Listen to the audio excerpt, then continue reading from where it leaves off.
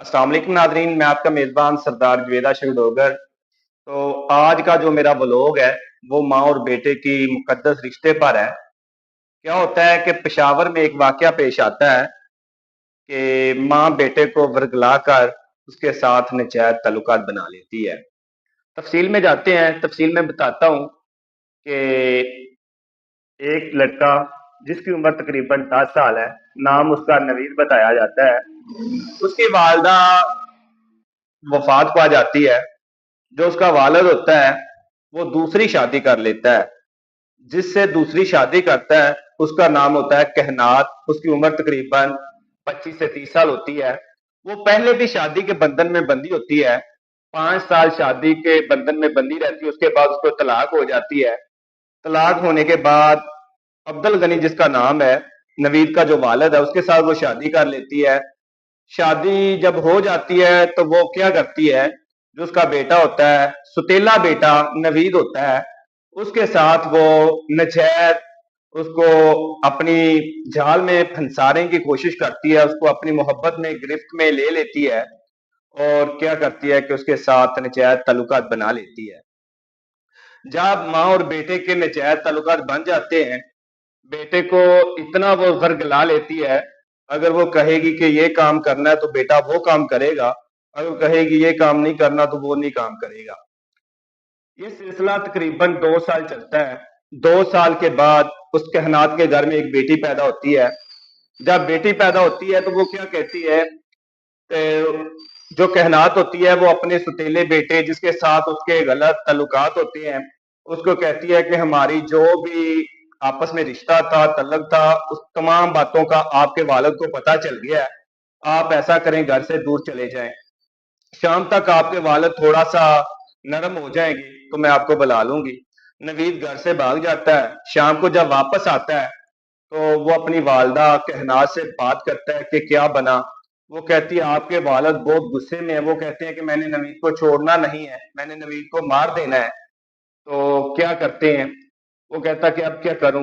वो कहती है कि हमारी मोहब्बत का आपके वालिद को पता चल गया है। आप ऐसा करें, एक ही हल है, या तो वो हमें मार देगा या हम उसको मार देते हैं। आप ये पस्तौल लें और अपने वालिद को मार दें। वो मोहब्बत में गिरफ्तार होता है तो अपनी वालदा के कहने पर अपने वालिद अब्दुल गनी को कत्ल कर देता है। जब कत्ल कर देता है तो वो औरत जो कहनात होती है, स्टेली वालदा होती है नवीद की, वो अपने बेटे को भी कत्ल कर देती है, नवीद को भी कत्ल कर देती है। जब दोनों को कत्ल करने के बाद उसका एक आशिक होता है, काशिफ, वो उसको कॉल लगाती है कि इमरजेंसी है, फौरी मेरे घर में आ जाए। जब काशिफ उसके घर में आता है तो वो कहती है कि ये मैंने इनको मार दिया है, तो आप इनको टिकाने लगाने में मेरी मदद कीजिए। काशिफ क्या कहता है, काशिफ उसको उसी के घर में अब्दुल गनी की एक गाड़ी खड़ी होती है व्हाइट कलर की, वो गाड़ी में दोनों को डालता है।